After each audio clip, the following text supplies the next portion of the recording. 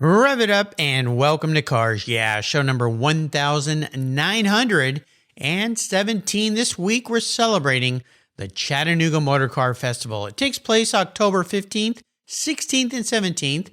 The event includes the West Village Road Rally, the Pace Grand Prix at the Bend, and a Concours d'Elegance. To learn more, go to ChattanoogaMotorcar.com. This is Cars Yeah, where you'll enjoy interviews with inspiring automotive enthusiasts. Mark Green is here to provide you with a fuel injection of automotive inspiration. So get in, sit down, buckle up, and get ready for a wild ride here on Cars Yeah.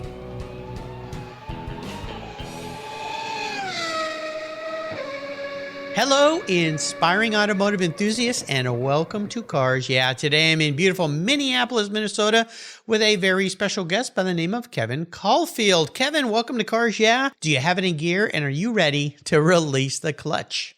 Yes, Mark. Let's go. Always ready. I know you are. Now, before we dive into your world and we talk a little bit about your involvement with the annual Chattanooga Motorcar Festival, what's one little thing that maybe people don't know about you, Kevin?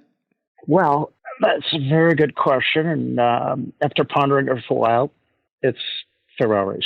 Ferraris. One fall Saturday in the middle of the night, my dad and I drove the 1964 Daytona Continental winning Ferrari GTO from Andover, Massachusetts to Hanover, New Hampshire. Whoa, that must have been quite a drive. It was. I can still remember it vividly because the hood was so long and the dark of the night.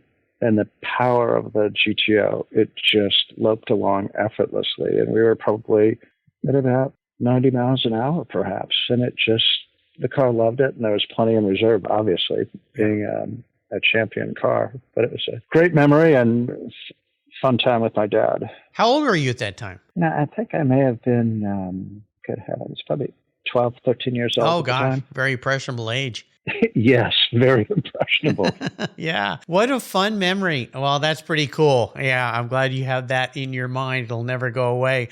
Well, let me give you a proper introduction. We're going to dive into your world. Kevin Caulfield is a third-generation automotive enthusiast, as you just heard. Like to hang out with his dad, enjoy cool Ferraris. His grandmother raced a Model T, and his life with cars began when his parents brought him home from the hospital in a Jaguar XK120. Very cool. From there, Kevin grew up amongst a pair of old racing Ferraris. As he noted, one of them is still with him today. It is that Ferrari that connected Kevin with the late Wayne Aubrey and MPI, known as Motion Products Incorporated. His role with the second annual Chattanooga Motorcar Festival has been to curate 14 special Ferraris that will grace the event. They are Ferraris that helped establish the mystique the marque enjoys today. In addition, during the Chattanooga Motorcar Festival, Kevin will be a docent for the VIP tours of these very special motor cars. Ferraris. We'll be back in just a minute, but first a word from our sponsors. So sit tight, keep the seatbelts on. We'll be talking a little bit about Ferraris and other cool things today with Kevin. We'll be right back. Covercraft's newest 3-layer all-climate cover is especially engineered for moderate weather conditions, and it's treated with an extra UV-resistant formula. It's soft, it's breathable, and it's easy to store, all while pampering your paint, providing maximum UV, rain, and dust protection. If you live where it's windy, no worries. Simply add their gust guards for windy conditions to add extra protection to keep your cover in place. Your 3-layer all-climate cover is custom-tailored with Covercraft's attention to detail, form and fit with the quality and attention to detail that's been their tradition since 1965. Covercraft protects cars, trucks, motorcycles, RVs, trailers, and watercraft too. Every one of my vehicles is protected with a Covercraft cover. And I have a deal for you. Use the code YEAH21, YEAH21 at covercraft.com, and you'll get 10% off your Covercraft order plus free shipping. That's right. So get 10% off with free shipping by simply using the code YEAH21 at checkout. Covercraft, protecting the things that move you. Most people don't think about their collector car insurance until their annual premium becomes due. Well, why wait and see if there are better options for your beloved rides? I didn't. Did you know if you change carriers before your policy runs out, your insurance company has to refund you the unearned portion of your policy premium? I did my homework, I shopped around, and I found American Collectors Insurance. And that's who protects my Porsche Turbo. That's right, the one I call my Orange Crush. They've been protecting collector vehicles since 1976. I encourage you to call my friends at American Collectors Insurance. Ask them about their agreed value policy. And if your collector vehicle is on your regular auto policy, you will be shocked at the savings, not to mention the assurance, should something bad happen to your ride, that you'll get what your vehicle is actually worth. Give them a call today for a quote at 866-ACI-YEAH. That's 866-224-9324. Tell them you're a friend of Mark Green at Cars Yeah! American Collectors Insurance. Classic car insurance designed by collectors for collectors. Automotive enthusiasts just like you and me. That's American Collectors Insurance. Give them a call today. All right, Kevin, we're back. So I want to dive a little deeper into the corner and have a little bit of fun. Take us through a little bit of your career path all the way up into Motion Products, MPI, what you're doing there. And then we're going to talk a bit about Chattanooga Motorcar Festival. So let's go back in time a little bit with your involvement with automobiles. Well, as you mentioned, it started right from day one when my parents brought me home from the hospital in the Jaguar XK120. And from there, it's been a lifelong hobby for the most part until, I want to say, late 90s, early 2000, when Wayne Obrey agreed to take on a restoration of the 212 Export Le Mans Berlinetto. And during that period of time, I'd see Wayne about once a month to review the progress and see how things were going. And we'd spend the better part of the day. And when we're through with the day, usually a Saturday, I'd be exhausted. And it was almost like a tag team because another good client of Wayne's would arrive and take over. And Wayne just adored it to no end. Well, anyway, long story short, the Ferrari's completed and receives an invitation to the 2012 Pebble Beach. It was kind of poignant in that my dad was invited to Pebble Beach in 1995. And what was spectacular there was not only did he drive the Ferrari from southern Wisconsin across the desert through the mountains down into Pebble Beach. Wow. But he went on to, Wow was right. They referred to him as the Iron Man. I guess so. Anyway, he goes on to win the co-chairman's trophy, Lauren Tryon and Jill Hoyman. And it was really touching. So anyway, to have the Ferrari invited back, we had quite an accident with it. But Wayne worked his magic, and the Ferrari wound up winning. And it was a really pivotal moment in my life. It was a great way, father-son time. It was just priceless. Anyway, I started bringing people over from Minneapolis that had the Ferrari cars and the wherewithal, but had never heard of Motion Products. Well, shortly thereafter, Wayne said, "Would you come work for us?" And I said, "No, Wayne, this is fun for me. I have a business to run." And he was very persistent and harassed me for a couple, 3 years, and I finally acquiesced. Unfortunately, about 6 months later, Wayne had a premature demise. So it was a real challenging time to pick up the pieces, and people were in wonderment. I mean, Wayne was Motion Products. Yeah. And what was demonstrated is Wayne had built a tremendous succession plan already. He had 50 people working for him, over 75,000 square feet of restoration space. And there was a plan in place, more or less. And we executed it.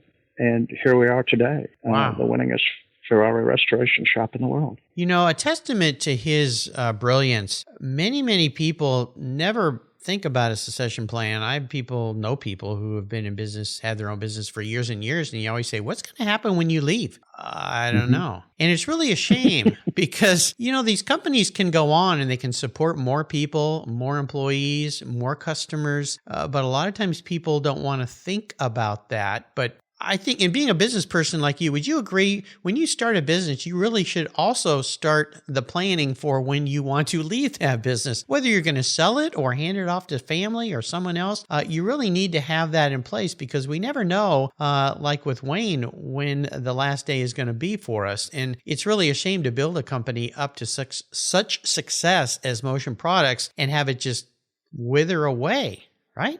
I could not agree with you more, Mark. I think after the personnel within a company, the succession plan is the most important aspect. And that goes for whether we're dealing with a profit or a non-for-profit entity, the succession plan is critical. Absolutely. Absolutely. Tell our listeners a little bit more about Motion Products, all the different services that they provide their clients. Well, what's intriguing about Motion Products and what Wayne created is a vertically integrated company. And by vertical integration, we handle the brunt of our work in-house. For example, when we bring a car in, we can go send our own transporters after this to collect the cars. Once in, we don't tear the car apart right away. We have our own in-house historians that start to do research on the car as to what this car was in the day. Was it a race car? Was it a show car? If it was a show car, let's have pictures from the show it was in and where it gained its notoriety, if you will. And same with the race cars. And then we work with the client very closely as to what do you want your car to appear like? So presumably, oftentimes our clients want to be on the show field. They're going to be judged, the car will be, as to how it left the factory that particular day, or how it appeared at the Brussels Salon, or what did it look like in the 1962 Tour de France. Because in the Concours, it'll be judged based on that appearance. We will study the photographs extensively, down to pieces of tape on the car, if there's overspray, all this finite detail that the judges look for, and the clients rely upon Motion's expertise in that area. Wow. So that's just the historian. And then we go up from there, the car comes apart, and then, as mentioned, there's 75,000 square feet of restoration facility. That's huge. It is. So we have our own in-house machine shop, and they will, that's where the engine, gearbox, differential and or transaxle go for refurbishment. The suspension's all disassembled, rebushed as needed. All the proper finishes are applied.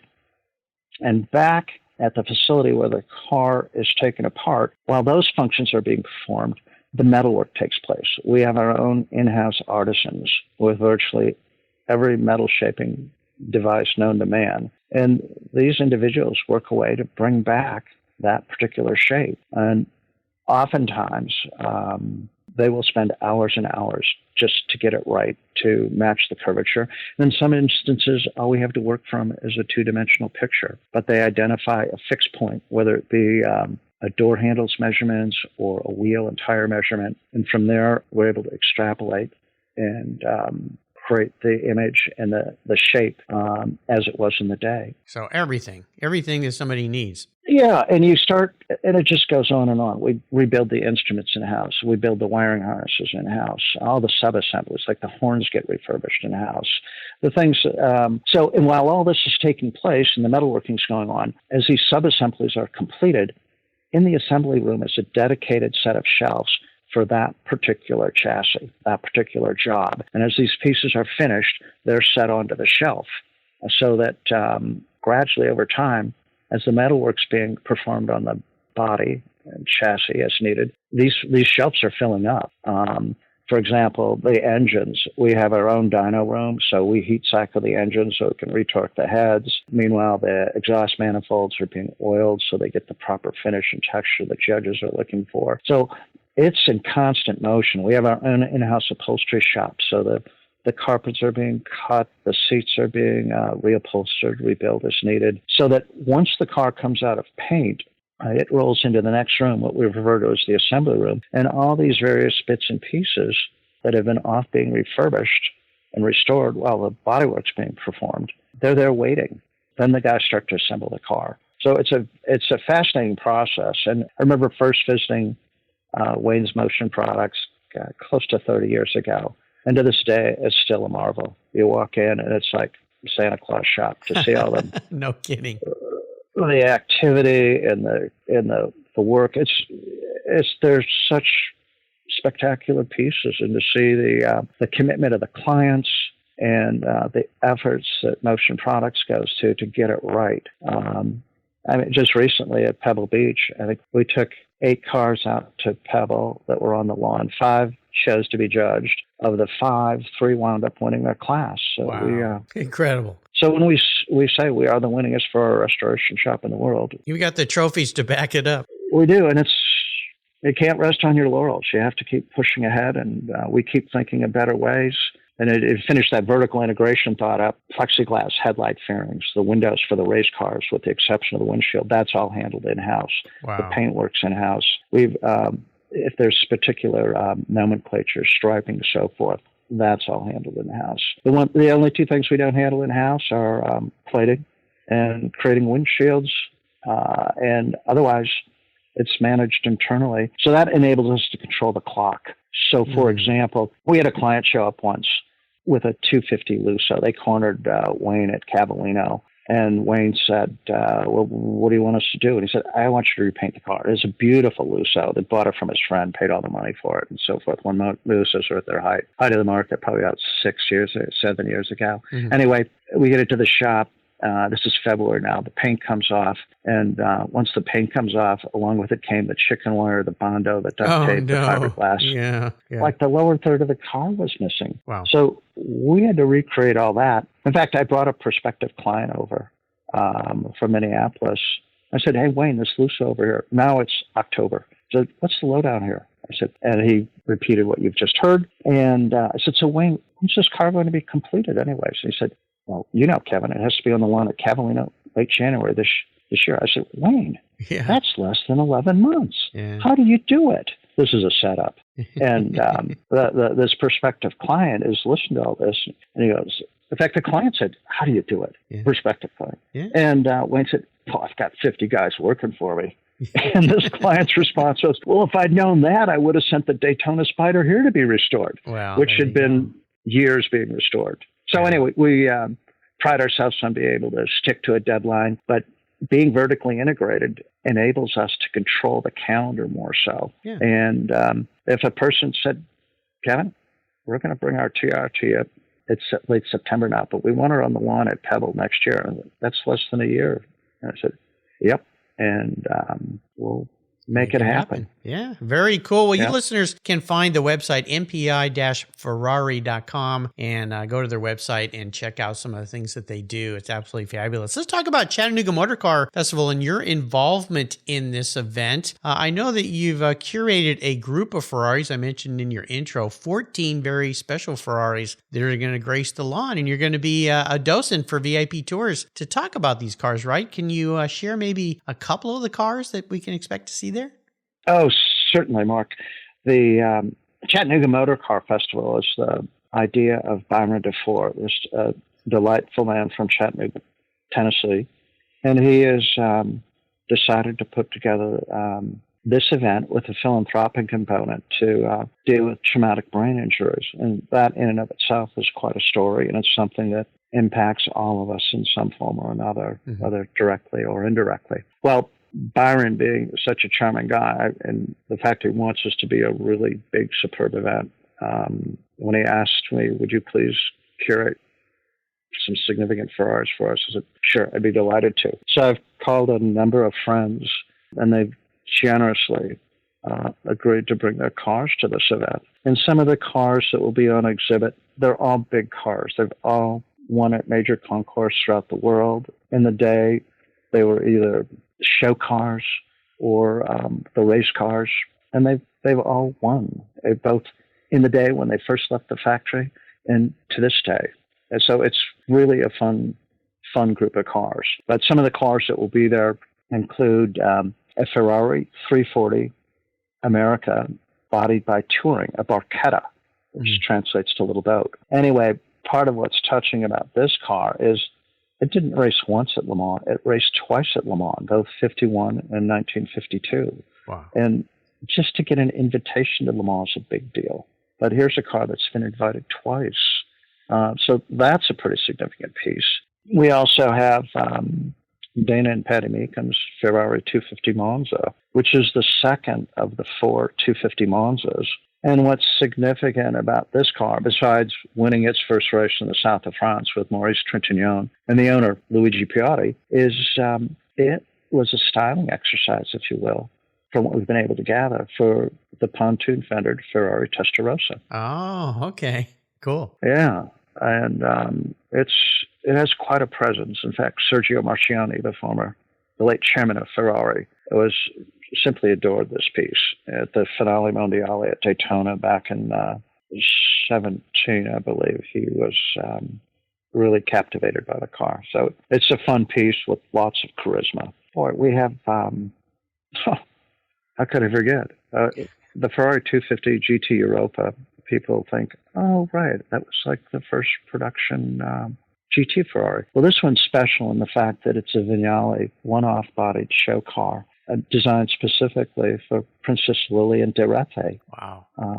So you have royalty here as well as champion race cars that'll be on exhibit. And the list goes on from there. It's incredible. I mean, if you ever saw the movie, the original Steve McQueen movie, can help me with the title, The Thomas Crown Affair. Opening, yeah. In the opening scene, there's a GTB4 cam, which most would recognize, but the top's missing. That's one of the 10 Nart Spiders. Well, we will have one of the 10 Nart Spiders on display at the Chattanooga Motorcar Festival. Wow. So it's one great car after another. We'll have Tour de France Ferraris. Actually, this particular one finished second in the Tour de France in 1957 after having a pretty good smash up before the race even began. And the car everybody loves, the 250 short wheelbase Berlinetta. Easy to drive, delightful. You have familiarity with those, Mark. And it's a really enjoyable collection that it will make people smile. Oh, how fun. How fun. Well, again, you listeners can go to their website and check it out. And of course, if you can be in that part of the world when this event happens, you definitely should attend because it's a beautiful event. Plus, they've got vintage racing, they've got tours, dinners. I mean, the list goes on and on. There aren't too many 3-day events that happen in the Concours world. Usually it's just one, but this is going to be October 15th, 16th, and 17th. So check out the website, make your way to beautiful Chattanooga. I always like to ask about driving inspirations, people that were very inspirational to you in your life, key mentors in your life. Is there somebody that stands out for you? Probably a lot of people, the people you've been around. I've been very fortunate to be around a number of really talented and capable individuals. But if I had to select one, it would be my dad. And his encouragement, patience, persistence, and tremendous inspiration. And he's with me every day with his journey with the Ferraris. There's nothing quite like it. And some of the other cars that are keenly of interest, the Pruitt Alfa Romeos, and as of late, the Miller Indianapolis racing cars. Just a few interesting marks in that gentleman's life. Wow. And you've got to be a part of it too. How fun. Very, very fortunate for sure. But, I've asked that question for a while now, and many, many times it's parents in people's lives that really stand out. So those of us are fortunate to have spectacular parents. Sometimes you take it for granted, and then you see other people that maybe don't have the best parents, and you go, wow, I'm pretty darn lucky. That's pretty cool. That's right. Let's take another short break. We come back. I want to talk about a big challenge in your life that you faced and the lesson learned. So keep the seatbelts on, and we'll be right back as we dream off thinking of the sound of a beautiful V12 Colombo engine. We'll be right back. That's a nice visual. Have you looked under your hood recently? The average car today has more than 70 computers and 100 million lines of code. Today and tomorrow, being a professional technician requires an understanding of technology, computers, and electrical systems that are highly advanced and very complex. Cars Yeah! is honored to support TechForce Foundation as our charity of choice. Their efforts to help young people pursue a technical education and a fulfilling career as automotive techs is the key to an inspired life. Through scholarships, grants, and good old-fashioned hands-on experiences with vehicles, TechForce and Cars Yeah! are working together to connect young people with viable careers. Join us and learn more by visiting techforce.org today. Linkage. It's a new quarterly publication and website that covers the automotive market, driving, restoring, collecting, and discovering your passion for motor vehicles. Linkage is about experiences, opinions, and values. Linkage is an actual informed, reasoned opinion based on first-hand experiences. A talented linkage team covers the automotive world, the people who share your passion and mine, smart, considered, rational, and experienced opinions, ones you can learn from and grow. That includes our passion that drives auctions and the collector car market. So come with me and join us on this journey. And be sure to use the code CARSYEAH when you subscribe, and they'll give you $10 off. Boom! Linkage, geared for the automotive life. Subscribe today at linkagemag.com.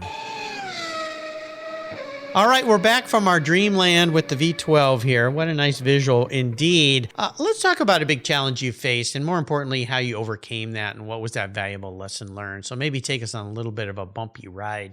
Well, all of us in our lives face times where there's challenges that are, we may think are insurmountable.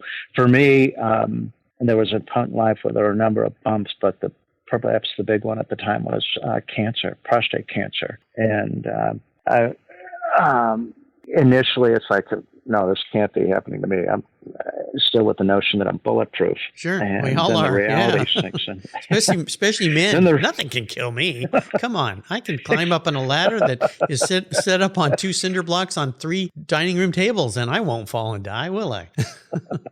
Of course not. No. What could possibly go wrong? Right, yeah. Well, anyway, I think that the big pluses were several friends that had already been over this ground, and they were tremendous in sharing their experience.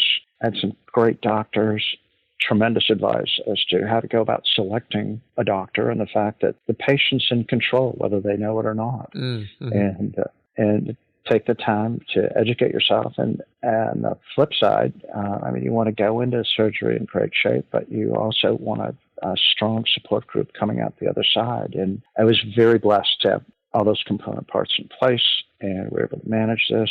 And I think according to the doctors, I have a checkup coming up, and in I think 5 more years, if everything stays the way we're going, we'll have a clean bill of health. So awesome. Touch wood, onwards and upwards. Yeah. But I think when you ask how'd you overcome this, I think, again, a terrific upbringing with great parents, belief in yourself, and to quote Winston Churchill, never, never, never give up. Exactly. I've had several friends. We have a mutual friend who dealt with this, and you're right. We're really fortunate because we live in a country with great physicians. And you said something important: the patient is in charge. And I think a lot of times people, they don't think that way. They just put everything in the doctor's hands, and they don't take the time to investigate, talk to people, learn. They'll go in and just, okay, whatever, without even knowing, what did that just mean that you just said? I don't know, just do it, whatever you got to do. I think that's a key part. And I think fortunately, because of the internet and knowledge that's available to so many people now, more and more people are doing just that. They're taking more charge. And when you're sitting in a doctor's office and they say something that sounds kind of odd, you go, well, wait a minute, explain that to me a little bit more. I'm not so sure about that. I had a beautiful epiphany with a Ferrari crash. In fact, I have a Ferrari scar on my forehead at this point. A Ferrari scar on your forehead. You wear that as a badge of honor, eh? I'm very proud of it, actually.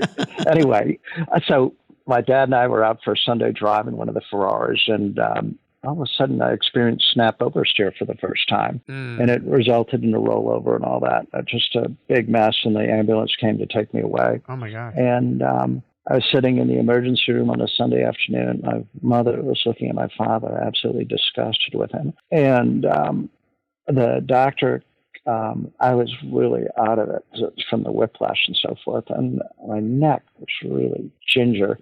Well, I asked the doctor, should we have a series of x-rays? Now, mind you, this doctor looked like one of those TV characters who just got out of medical school or Doogie Howser. School.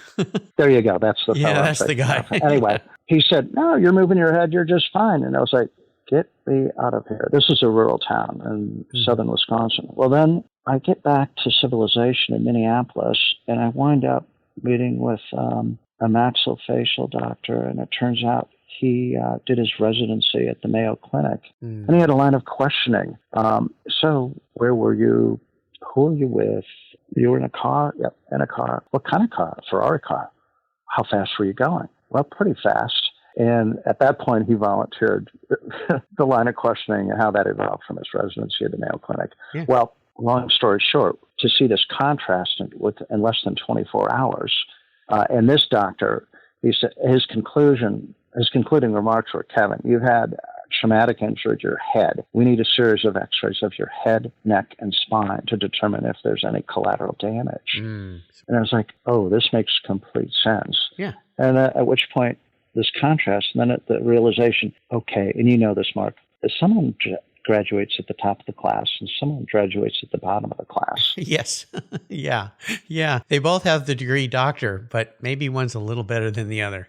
Perhaps. Yeah, just perhaps. I have a good buddy here who's a car guy in Doc Bill. I call him Docster. And he's a neurosurgeon, pediatric neurosurgeon as well. And, he's told me interesting things about head injuries. And one of the things that always stands out to me, because I'm one of those guys that'll climb up, clean my gutters, get on my roof, clean up my roof. And he's like, Mark, once you reach the fourth rung of a ladder, that's the death rung. You fall off that thing and hit your head, you're done. And he said, stay off of ladders. It has nothing to do with your age. Just hire someone to do that for you that's skilled and wears a harness and is smarter than you. But yeah, for sure. Back to prostate cancer, I just want to mention this because I've had guests on the show who've had this, and I had a great guest on the show. She and her husband, and she lost her husband to prostate cancer, put on a car show. And they do tests at car shows for men, a quick, simple blood test that tells if you have a propensity for this. And they have literally saved probably hundreds of men's lives that men had no idea. So I can't emphasize to men out there listening, go get this checked. Simple blood test. They can see what's going on, and if something looks awry, a ray of sunshine and not a ray of sunshine, awry, they can take it further and ward some really bad things off. So don't put this off. Don't put it off. Deal with it. And it's very simple, easy to do, and easy to ask for. So take care of that. Thanks for sharing a personal side of your life. We are obviously very happy you're still with us, and everything looks free and clear for you. I'd like to talk about a special vehicle, and you've had so many in your life, especially with the association with your dad and the cars, and now the company you work with. Is there one really special vehicle? I mean, I know there is, but maybe one you can share with our listeners. Yes, and we probably all know which one that is, and that is the 212 Export Le Mans Berlinetta that my dad and I drove to New Orleans in 1964 to collect that car, and it's been with me ever since.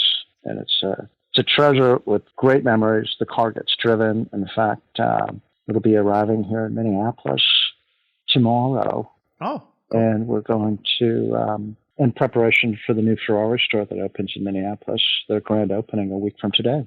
Oh, cool. Very, very cool. What color is your car? It's, I think they call it blue notate, dark blue. It looks like midnight, and it changes based upon the light of the day.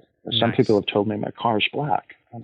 Yeah. Okay. Yeah, there's a BMW color called Carbon Black that's actually a dark, dark blue. It looks like carbon paper. That's pretty cool. Oh, fun. Yeah, so when you get it out in the light, it looks like, wait, this isn't black, this is blue. But man, it's fun. Yeah, no kidding. And it's great to have a car. It's really part of your family at this point for so long. I mean, every little nuance. Has the car been through restoration processes over the lifetime that you and your dad have owned that car? Well, yes. In fact, when we first acquired the car, it was outfitted with a Chevrolet drivetrain, which was normal back in the late 50s, early 60s, because getting parts out of Italy from Ferrari and having the expertise to look after the engines, it was a rarity. Mm-hmm. So what my dad had done is he was able to locate, with the help of Dick Merritt, the original engine and gearbox for the car. So he secured those and his idea was to repatriate the original engine and gearbox with the body and chassis, which he did. And cool? So he put that back together, and he did all his work himself mechanically, which was fun to be around and see how the intricacies of these pieces. And they're beautiful, the castings, the metalwork that went on. And as visiting with you now, Mark, I start to realize how fortunate I was to have a front row seat, because I'd be reading about the latest Ferrari, for example, the 250 GTO and what it was doing. And this is the DNA for those cars. And so it's really fun to see. But then, as mentioned, I had that accident where I got my Ferrari scar, and that's subsequently how I came to meet Wayne Obrey and developed that relationship. Wow. And it was Wayne that restored the car when she returned to Pebble Beach a second time to win again. Cool. That's a tough way to meet somebody. You really don't have to get in an accident to meet people. You can just call them on the phone, Kevin. I think it's really wonderful. Thank You hear these, just a little bit of advice for you, as if you didn't know. When you hear about people finding and reassociating engines, gearboxes, parts to cars that were originally, it always fascinates me. And years ago, I heard a story from a gentleman who was looking for an engine for his Ferrari, and it ended up being in Montana at this rancher's home, this sprawling ranch, and he finally found it, took the trip out there, drove all the way out down this dirt road, went to this ranch, went into this guy's house, and the guy said, well, I want to learn a little bit about you before I think about selling you this engine. And they sit down, and he's sitting there, and he looks down and puts his coffee cup on this glass tabletop, and below the tabletop, holding up the table, is the engine. And he's looking like, is that the engine I came all the way here for that maybe he isn't going to sell me unless I say the right things? Well, long story short, he got his engine back. But it's amazing to me these things find their way back, and we see it all the time. So I think it's a wonderful story. Absolutely beautiful. Now, I'm going to crawl on your head a little bit here, be a psychologist. If you were manifest as a vehicle, Kevin, what would you be and why? Undoubtedly an old racing Ferrari that still works. It's still fun. And you never get tired of. Yeah. Well, I like that answer. Now, can I narrow you down a little bit more to the actual model, maybe? Oh, my goodness. They're all wonderful. It's hard to make a bad choice, Mark. Yeah. Well, again, this is more about not what you want to be. This is more about your personality. So when you think of yourself, your idiosyncrasies, the man in the mirror, what old racer Ferrari, and this, just comes right to your mind first. What's the first one that comes to your head? The 212 Export, Le Mans Berlinetta. We're back to that. Yeah. It's like your favorite pair of old loafers. They fit perfect and everything. It's so simpatico. Something you always go back to. Yeah, I love it. It's kind of like, I just read an article this morning about Jaguar XKE that's for sale. And that's how is with a local guy up here, Jason, who sells cars. And it's exactly how he started. He said, some cars come through my shop that are like an old pair of comfortable loafers that you just want to put on no matter what they look like. And this Jaguar is that. And so we all have those wonderful cars in our lives. Is there a book that you'd like to share with our listeners that you've enjoyed reading? Maybe something of late? Well, I think the book that I would definitely recommend, if there's any interest in Ferrari, and this has been a heavily Ferrari influenced podcast. Yes. It's Luca Del Monte's biography of Enzo Ferrari. It's Luca's a charming individual. The book that he wrote on Enzo, it's don't be intimidated by it. It's the size of War and Peace. However, it takes you from when Enzo first walked the earth to his final days, and it's not a laborious read, but it's insightful. And at times, looking at how complicated his personal life became, it's a wonder how he ever had time to build racing cars. Yeah, no kidding. And then at the same time, to look at all the talented individuals that he orchestrated to build his cars, such as Giacomo Colombo, Aurelio Lampredi, Sergio Scaglietti, Carlo Felice Bianchi Underlone, who created that signature shape of the Touring Barchetta. I mean, it's a list of the greats, all the people that he installed to build Ferrari cars over the years. And it's remarkable. So I highly recommend that book, because anyone who's interested in Ferraris at all, whether just as a hobby or a livelihood, it provides a very important perspective to gain an appreciation as to, okay, who is this man, and where's the DNA for these Ferraris come from? Yeah, and it cuts through all the stories and things that have evolved over the years when you have an icon like Enzo Ferrari and gets down to facts. And you're right, the complications in his life, oh my gosh, you wonder how he ever got anything done, for sure. Well, listen, you've taken us on a really wonderful ride today, and I want to take you on what I like to call the ultimate drive, and that means that you can pick any car in the world, any person to be with, and any place to go. So if you had that power anything in the world, any place in the world, any car in the world, what would that ultimate drive look like for you?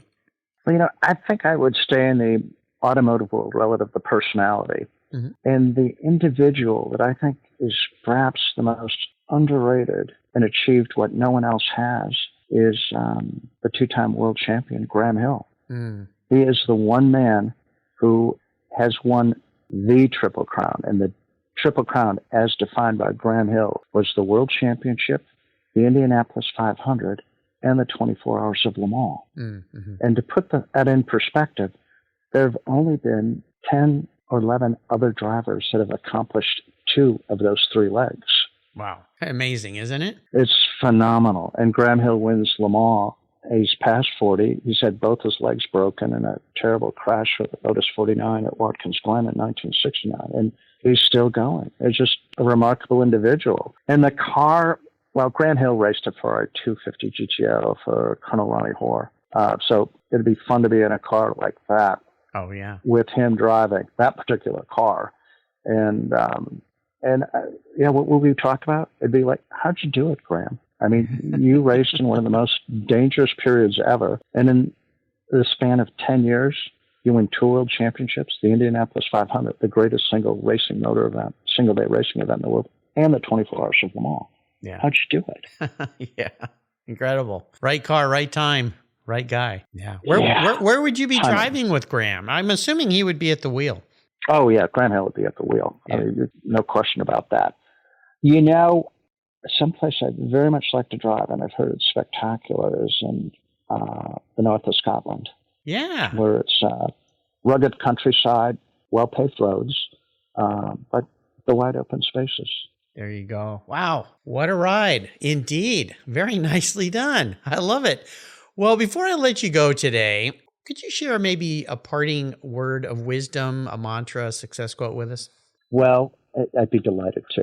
And the parting words of wisdom that I'd share with you are, to quote a dear friend, Judson Dayton, you have to have fun each day. And Mark, you know that from when Judd tossed you the keys to his short wheelbase Berlinetta. Yeah. Here, let's go for a drive. Yeah. And you're driving, Mark. Yeah, I know. What a great day that was for me at the Cavallino event.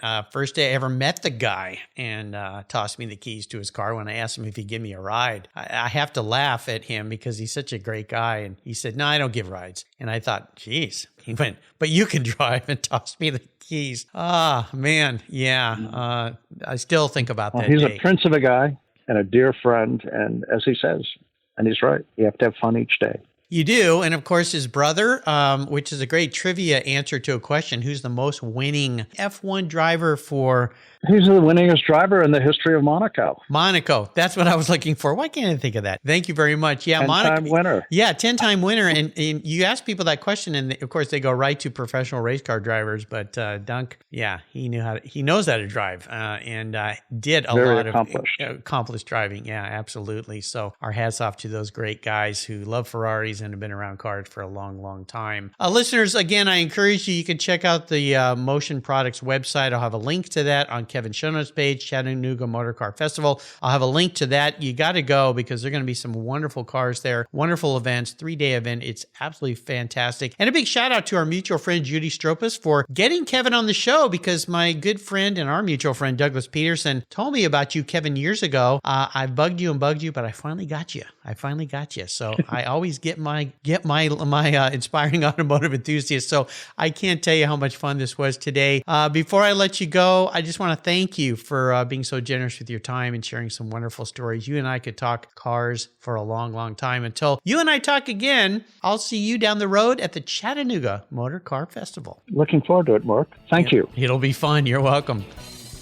Thank you so much for joining us on today's ride here at Cars Yeah. Drive on over to carsyeah.com to find show notes and inspiring automotive fun.